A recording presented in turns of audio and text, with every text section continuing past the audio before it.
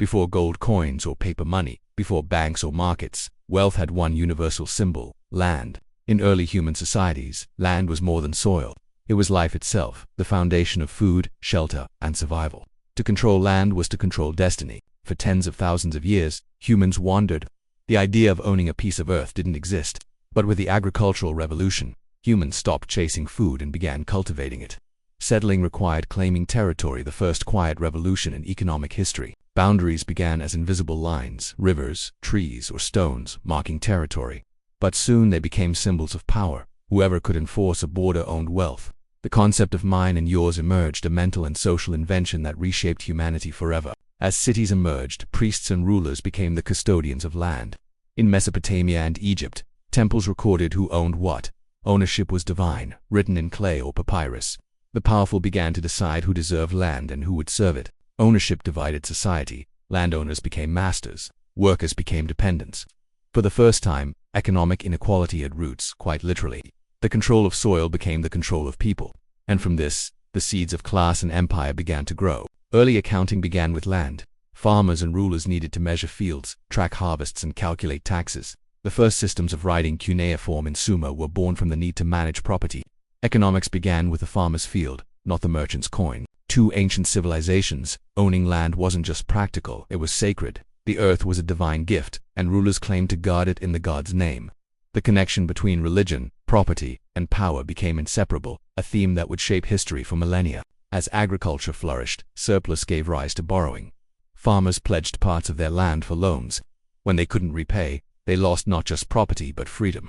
Thus began debt, an economic chain linking land to obligation. From Sumer to Rome, every civilization built its wealth on land. Taxes, armies, and even currencies traced back to the soil. Land was not only wealth, it was the engine that powered civilization itself. Eventually, as trade routes expanded, wealth began to move beyond fields, but the mindset of land ownership, control, and value stayed within every system that followed. The land taught us the rules of money before money even existed. As agriculture expanded, so did the human desire for control. Fertile valleys turned into fortresses of wealth. From the Nile to the Indus, kings realized something profound. Whoever controlled the land, controlled civilization itself. Land was no longer just sustenance, it was sovereignty. Armies marched not for glory but for grain. In Egypt, pharaohs claimed ownership of all land. Farmers were tenants of divine property, taxed through grain and labor. Each harvest was an act of tribute to both gods and kings. It was one of history's first centralized economies, a bureaucratic machine powered by fields and faith. As centuries passed, land ownership became layered. Kings granted estates to nobles, nobles to knights, and peasants worked below. This pyramid of soil formed feudalism, a system where land equaled loyalty, and loyalty equaled survival. Rome's empire didn't rise from gold or conquest alone, but from the latifundia, vast estates run by enslaved labor. The Roman elite measured their worth in acres, and with every expansion, they seized new soil to feed the capital's hunger. In ancient empires, land was the currency of conquest. Victorious rulers didn't just demand treasure, they demanded territory. Tribes were displaced, villages renamed, and maps rewritten. Ownership became a political weapon, as borders defined who lived and who ruled. Ancient philosophers wrestled with a question: who should own the earth? Aristotle wrote that land ownership required virtue. The Bible introduced the Jubilee, a time when land was to be returned to its original families. Even then, humanity sensed that concentrated ownership could destroy balance. In medieval Europe, cities faded and manors ruled. The manor was more than a home, it was a micro-kingdom. Lords owned the fields. Peasants owed their lives to it.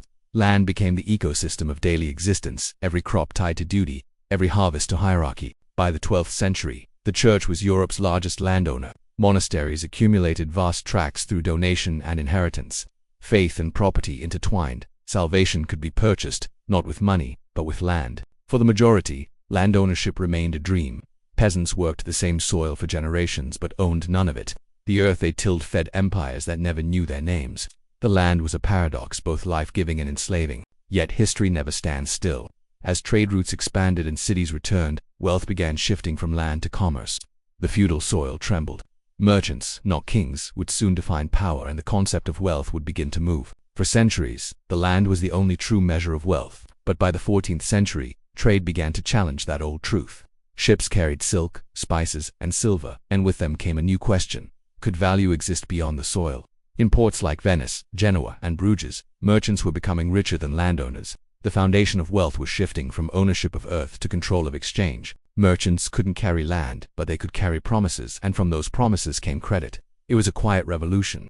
A letter could now represent gold, and a signature could move fortunes across continents. Land was static. Credit was liquid. As commerce bloomed, feudal lords watched their power erode. They still held castles, but not capital. The market rewarded agility, not ancestry. Gold began to speak louder than bloodlines. In Europe's growing cities, a new class emerged, the burghers, urban dwellers whose wealth came not from fields but from trade. They were the new landlords of liquidity.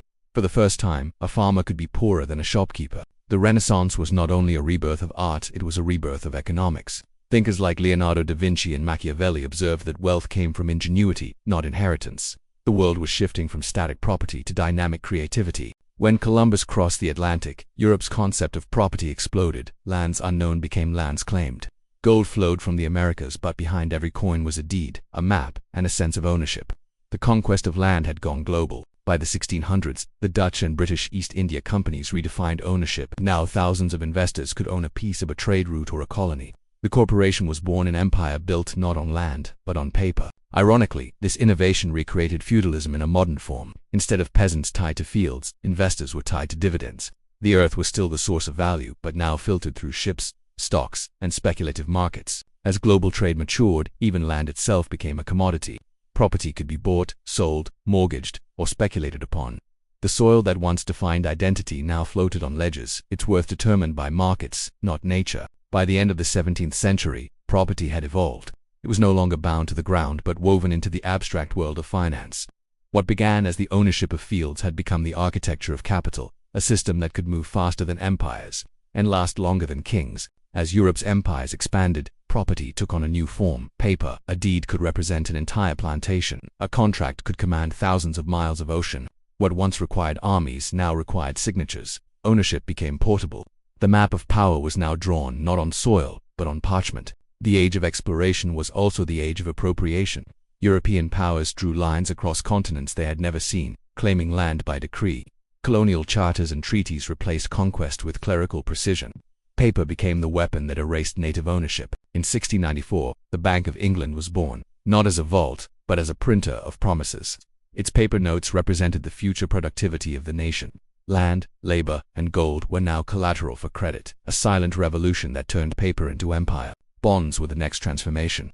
Instead of owning the land itself, investors owned the debt that financed it. War, trade, and colonies all depended on these invisible instruments, proof that true power no longer required possession. As the 18th century progressed, European powers turned the entire world into a property portfolio. From the Caribbean to India, every acre, every mine, every plantation was linked to investors in London or Amsterdam. The earth had been to protect their wealth. Elites created legal shadows, trusts, companies, and holding entities.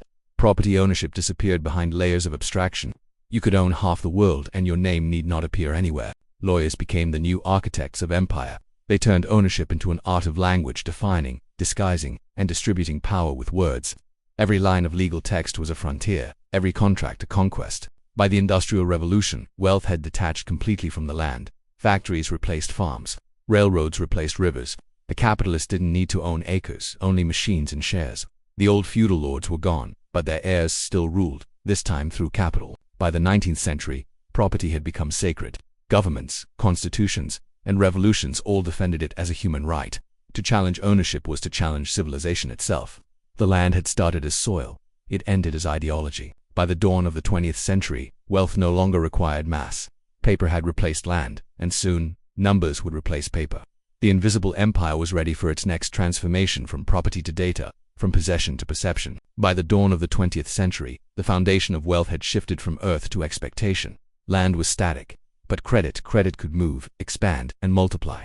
For the first time in history, entire nations could grow richer not by owning more, but by believing more. In 1913, the United States established the Federal Reserve, a temple to the power of promise. It could create money not from gold or land, but from belief in the system itself. This was a revolution in silence. Where kings once owned land, central banks now owned faith. For centuries, gold was the anchor of trust, but as economies expanded, gold became a chain too heavy for a world that wanted to float on credit. When the gold standard broke, the world's wealth was finally untethered from the earth itself. Money was now pure abstraction. In the 1930s, the invisible empire cracked. Banks failed, credit vanished, and wealth dissolved like mist. The world remembered, for a moment, that belief had replaced reality. Yet from the ruins, governments learned a new power: how to rebuild economies not with land, but with confidence. After World War II, nations didn't rebuild by owning, they borrowed. Infrastructure, homes and entire industries were financed by debt. Credit became the fuel of democracy, the invisible glue of progress. Owning land was old-fashioned, owning credit was modern. In 1944, world leaders gathered in Bretton Woods to reshape global wealth. The US dollar, backed by American land, industry, and power, became the world's anchor.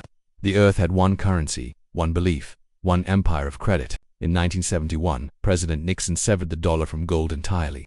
Money was now just a government decree, a promise made of nothing but words.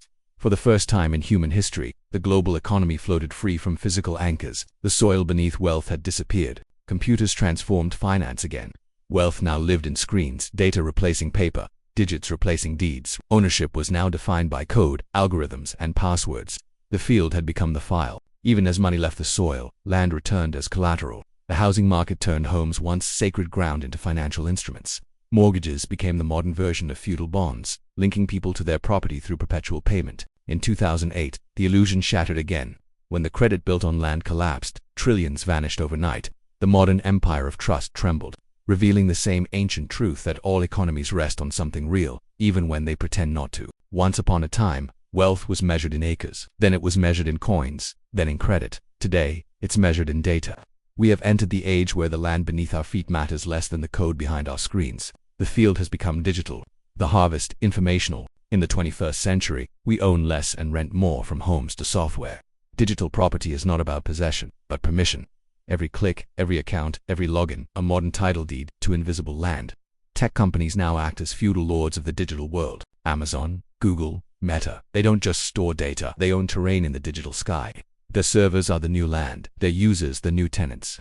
Every upload, every file, every click pays rent, not in gold, but in information. When the people lost faith in central banks, they built a new kingdom of their own blockchain, a digital realm where property, money, and proof exist without rulers. Bitcoin became the new gold mine, not from mountains, but from machines. In the NFT era, even art, music, and ideas became owned. Every pixel could be property, every meme a deed. Ownership had left the soil, passed through paper, and finally entered the cloud. In this new world, those who control data control everything. Governments tax it, corporations weaponize it, and citizens, they trade privacy for convenience without realizing they are selling their new land. Every purchase, every post, every movement is tracked. The world has become a digital map, and every citizen a data point. Surveillance is no longer oppression. It's the new rent we pay to exist online. The metaverse promised freedom from the physical. But like every land before it, power followed. Companies built kingdoms within pixels, selling digital real estate at royal prices. The land of imagination has once again become property. In this data-driven world, inequality grows again. Some own the servers, others, the subscriptions. The peasants of the past tilled the soil. Today, they feed the algorithm. The dream of digital freedom has become a new form of feudalism. The question now is not who owns the land, but what land means. As humanity lives more in data than in soil, we must redefine ownership not as control, but as stewardship. True wealth, perhaps, will return not to what we possess, but to what we preserve. From land to ledger, from soil to server, the story of money is the story of humanity itself. Every empire rose from the ground, and eventually reached for the clouds, but the truth remains eternal. The value of any system, be it land, gold, or data, depends on one fragile thing: trust. And trust, like soil, must be cared for or it will crumble into dust.